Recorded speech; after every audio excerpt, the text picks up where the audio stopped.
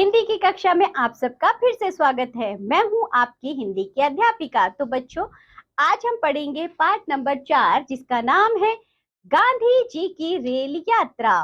तो बच्चों, आज हम गांधी जी का जीवन प्रसंग पढ़ेंगे जिसमें हम पढ़ेंगे गांधी जी की रेल यात्रा। आइए इसे पढ़ना शुरू करते हैं। सबसे पहले देखिए, ये बच्चों गांधी जी का चित्र है। आप लोग पहचानते हैं ना, हमने पिछली कक्षाओं में भी गांधी जी के विषय में पढ़ा था, बापू के बारे में पढ़ा था ना, वहां भी हमने ये चित्र दिखाया था। आप सबको तो याद होगा। तो चलिए आज हम गांधी जी की रेल यात्रा पढ़ते हैं। यहाँ महात्मा गांधी का चित्र है, यह महात्मा गांधी का चित्र है। वे हमारे राष्ट्रपिता हैं। गांधी जी एक महापुरुष थे। वे सबसे बहुत प्यार करते थे। देशवासी उन्हें बापू कहकर पुकारते हैं। गांधी जी का पूरा नाम मोहनदास करमचंद गांधी था। उनका जन्म गुजरात के पोरबंदर नामक स्थान पर हुआ था। इनके पिता राजकोट रियासत के दीवान थे। गांधी जी का बचपन बहुत ही कड़े अनुशासन में बीता था। उन्हें सच बोलना और सफाई में रहना बहुत पसंद था। वे इसे स्वस्थ रहने के लिए आवश्यक मानते थे। वे जहां भी रहते अपना काम अपने हाथों से ही करते। अपने आसपास की सफाई का खुद ध्यान रखते। गांधी आश्रम के सभी लोग बापू की तरह अपना सारा काम खुद करते।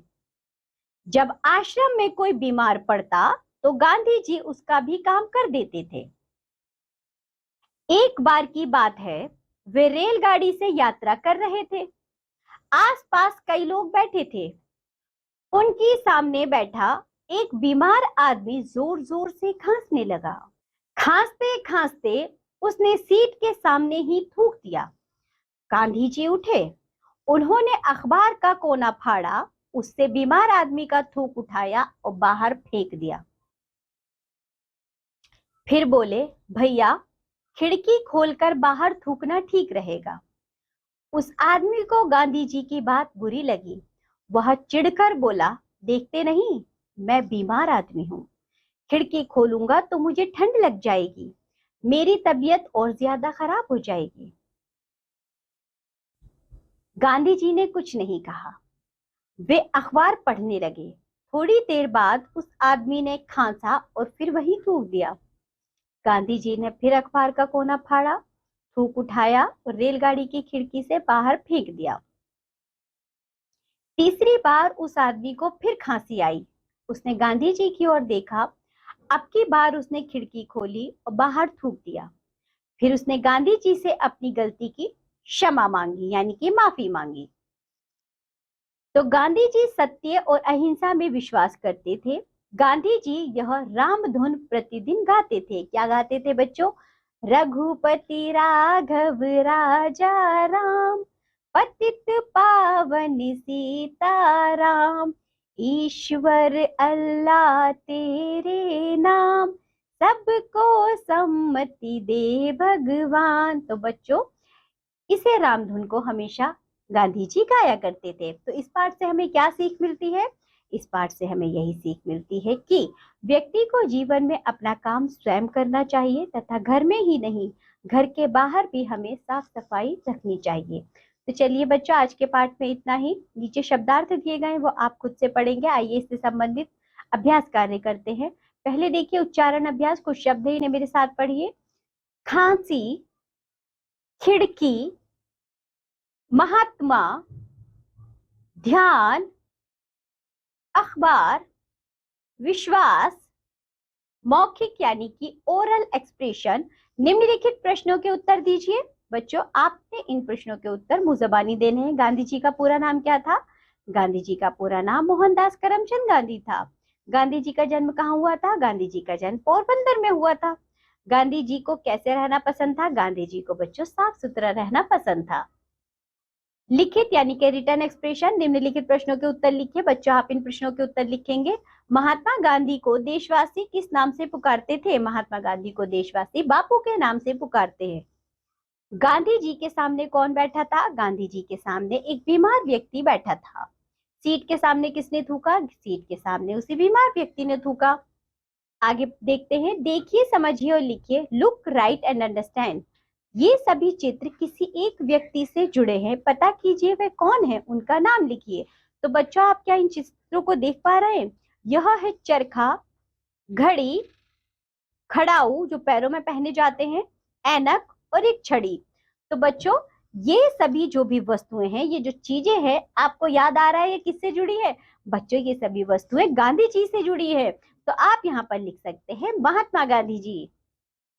आगे बढ़ते हैं, सही उत्तर पर सही का निशान लगाइए। पहला देखो बच्चों, गांधी जी हमेशा बोलते थे असत्य या सत्य, या दोनों? सत्य बोलते थे महात्मा गांधी जी हमेशा।